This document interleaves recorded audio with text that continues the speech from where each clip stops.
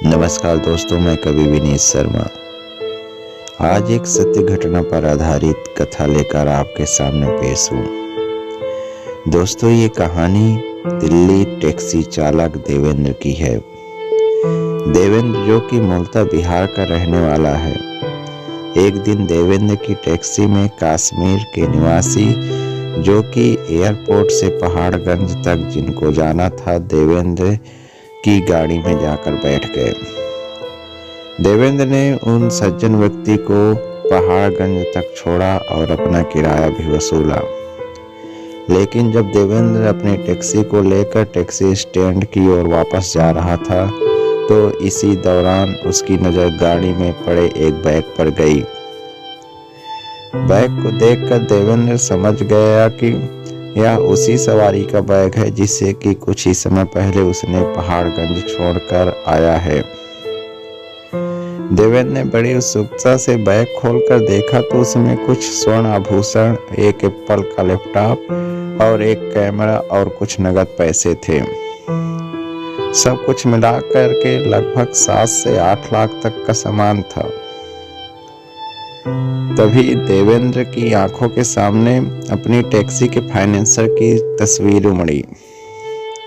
इतने आभूषण बेचकर तो उसकी टैक्सी का कर्ज आसानी से उतर सकता है।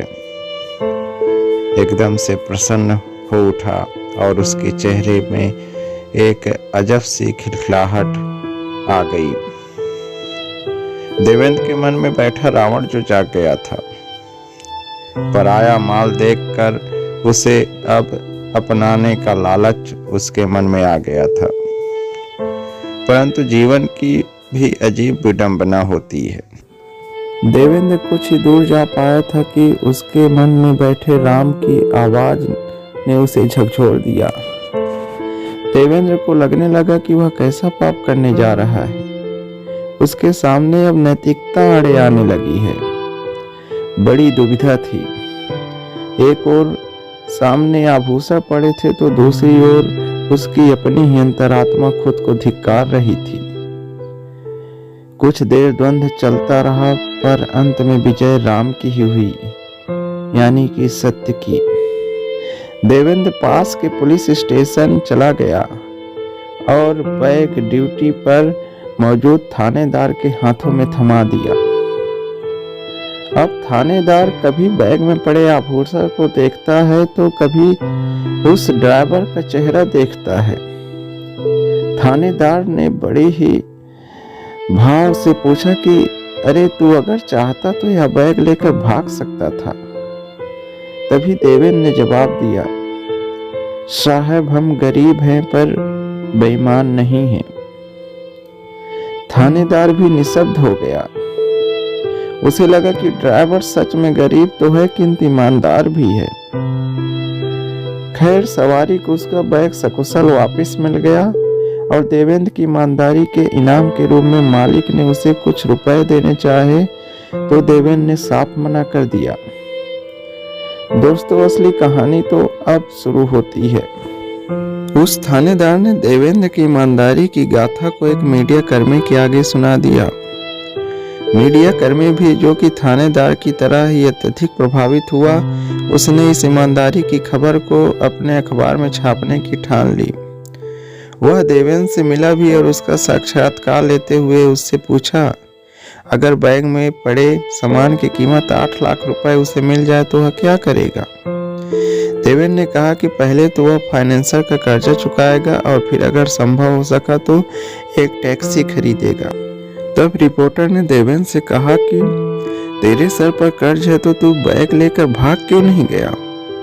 देवेंद्र ने रिपोर्टर से भी वही बात कही कि साहब, हम गरीब हैं पर बेईमान नहीं हैं। थानेदार की तरह अब रिपोर्टर भी अत्यधिक प्रभावित हो चुका था। रिपोर्टर द्वारा देवेंद्र की ईमानदारी की गाथा को एक एफएम चैनल के जॉकी को बता दिया गया। अब एफएम रेडियो के जरिए देवेंद्र की कहानी दिल्ली वासियों को सुना दी गई। साथ ही साथ दिल्ली वालों को देवेंद्र के कर्ज के विषय में भी बताया गया। इसी के साथ देवेंद्र का एक बैंक खाता भी दे दिया गया जिसमें कि धनराशि डालकर उसकी ईमानदारी तथा उसके कर्ज के उतारने की बात कही गई और उसकी मदद करने का आह्वान किया गया। केवल 2 घंटे बाद ही मात्र 120 मिनट में दिल्ली ने देवेंद्र के खाते में 91,751 रुपए डलवा दिए और 8 लाख रुपए मिल गए मात्र 2 ही दिनों में। सब ने अपनी अपनी हैसियत के हिसाब से पैसा दिया। दिलवालों की दिल्ली ने देवेंद्र की ईमानदारी के उपहार में उसे ऋण मुक्त कर दिया। लाखों लोगों ने उसकी ईमानदारी की सराहना भी की। देवेंद्र आज भी कहते हैं कि मन के रावण को राम पर हावी नहीं होने देना चाहिए। उनके जीवन की सबसे बड़ी जीत यही थी। अगर वह बैग लेकर भाग जाते तो कर्जा तो उतार लेते पर खुद को कभी माफ नहीं कर पाते। यह सच सिद्ध हो गया कि मन में बैठा रावण आज की व्यवस्था में हावी तो है, परंतु मन में बैठे राम आज भी दशानंद का वध करने में सक्षम है। दोस्तों, अच्छाई और बुराई में आज भी धागे भर का फासला है। एक ओर गए तो राम और दूसरी ओर गए तो रावण। गरीब ड्राइवर देवेंद्र ने दिल की सुनी और दिमाग के तर्क को नकार दिया। अपने संस्कार के अनुसार उसने सिद्ध किया कि किसी और के परिश्रम से अर्जित धन को हड़पने से धन नहीं आता, बल्कि ईमानदारी ही जीवन को सुखी और समृद्ध बनाता है। दोस्तों, आज की कहानी आपको कैसी लगी हमें कमेंट बॉक्स पर जरूर कमेंट करें और ज़्यादा से ज़्यादा अपने दोस्तों में साझा करें। चैनल को लाइक और सब्सक्राइब कर लें। सोशल मीडिया से सभार यह कहानी सुनाई गई है दोस्तों।